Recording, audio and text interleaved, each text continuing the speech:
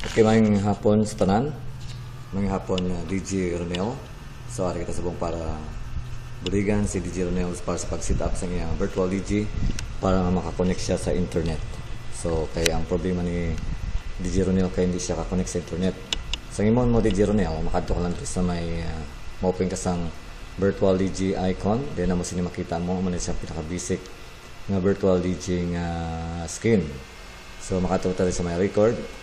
Then after sina, so makita record audio, born CD, broadcast, record video. So dire kita sa my broadcast. So may broadcast, i-click mo na ang configuration. So after sa configuration, so i-click mo na siya ang auto start. Then dire kita sa impig shortcut iCast 2. Then dire kita sa may broadcast to a radio server. Dire man sa may bitrate. So, nagagamay siya natin bitrate, hindi na ang quality sa music.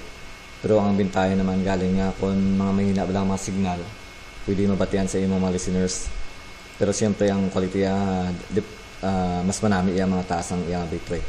Pero para do ara lang sa tunga-tunga, so dire ka lang siguro sa start sa 96 kbps. Then dire sa may server, dire madibutang ang server number din port, sang name, sang site, kanya password. So may anak ko din nga nakopya sang server kag port sang Mix Radio FM. So ang server niya amo na siya ang 78.129.232.162. So copy na ni siya. Then i-paste natin diri. So isla natin ni siya. Then sa may port niya naman, copy mo naman yung port ang 947. Then paste mo naman ito. Okay, then ang iyang name amo siya ang Mix Radio nga puro kat liter. Copy mo na siya kag ibutan diri. Kag ang iyang password amo to siya ang live nga puro big letters kag DG1. So itype na siya ang live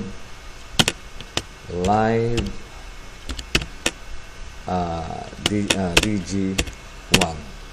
Then diri sa may encoder, mo sa yung pinaka-important ng party, i-click mo na siya ang button yung iblaw na pag-click mo, may makita ka din nga record plugin. Sa record plugin, kadto kita sa may plugins, aring plugins, so double-click mo na siya. So pag double-click mo, may makita ka din nga lane ENC. So ang lane ENC aring na siya. I-click mo na siya kaysa, then i-save mo na, i-click mo na ang save. Okay? So okay na siya. After nga makompleto, i-click mo na okay. So kung nakabutang ka na sa imo diri nga mga music diri sa may file list mo diri, so click mo siya ang start record. Once ma-start record na siya gani, may makita ka din kung okay na gani imong kung nakakunik ka na, may makita ka din title sa kanta diri sa dalom plus may number diri nga nagagawa. Kung kaisa may nagagawa nga waiting to start, nakakunik ka na pero waiting to start, ang himon mo i-play mo na siya ang music mo diri. Then kung waiting to start yapon, stop mo na siya na kag i-play liwat. Hasta nga magawa diri ang name sang ang title sang kanta kag ang time or running time niya. So mo na. Then mag-set up naman kita sang sound para makagamit sa microphone, may headset or headset may microphone. Diri kita sa configuration. Diri kita sa may sound setup.